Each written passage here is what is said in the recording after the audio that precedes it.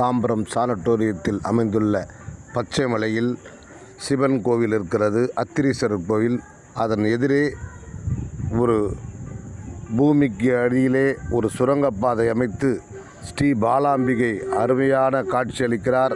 இந்த பாலாம்பிகை அந்த அருகிலே அமரும்போது ஒரு சத்தமின்றி ஒரு நிம்மதியான மனநிறைவும் கிடைக்கிறது.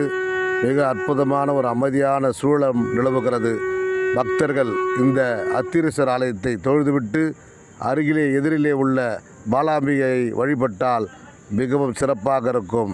இந்த பாலாம்பிகை மிகவும் பிரசித்தி பெற்ற பாலாம்பிகை. பக்தர்கள் அனைவரும் இந்த பாலாம்பிகை ஆலயத்தில் அமர்ந்து 5 நிமிடம் தியானம் செய்ய வேண்டும். தியானம் செய்தால் உங்கள் மனம் நிறைவாக இருக்கும். EPR சேனல் சப்ஸ்கிரைப் பண்ணுங்கள், லைக் பண்ணுங்கள். நன்றி, வணக்கம்.